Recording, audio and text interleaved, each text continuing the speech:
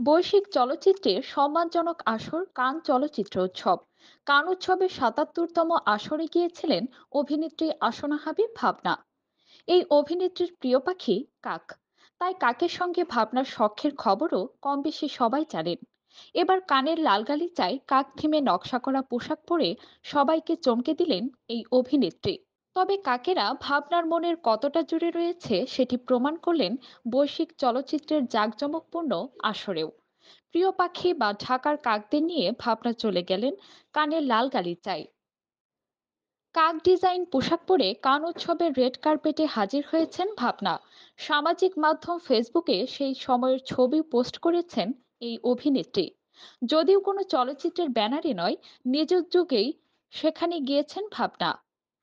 উৎসবে প্রিয় পাখি কাক থিমে পোশাক পরে লাল গালিচায় হেঁটেছেন ভাবনাও। ফেসবুকে ছবি পোস্ট করে ক্যাপশনে লিখেছেন, কাকদের সঙ্গে করে আমি লাল ফেসবুকে ছবি পোস্ট করে ক্যাপশনে লিখেছেন, কাকদের সঙ্গে করে আমি কান উৎসবে নিয়ে এসেছি। ভাবনার ছবিগুলো দ্রুত গতিতে ভাইরাল হয়েছে সামাজিক যোগাযোগ মাধ্যমে। অভিনেত্রীর প্রশংসায় পঞ্চমুখ নেটিজেনরা। ইতিবাচক মন্তব্যে ভরে গেছে কমেন্ট বক্স। ভয়ঙ্কর সুন্দর সিনেমার মধ্য দিয়ে ঢালিউডে অভিষেক হয় ভাবনার। ছবিতে তার সঙ্গে অভিনয় করেন পশ্চিমবঙ্গের জনপ্রিয় অভিনেতা পরমব্রত চট্টোপাধ্যায়। পাশাপাশি মডেলিং ও নাটক অভিনয় করেও জনপ্রিয়তা অর্জন করেছেন এই অভিনেত্রী।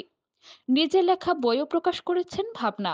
আঁকাআঁকিতেও রয়েছে বিশাল ঝোঁক।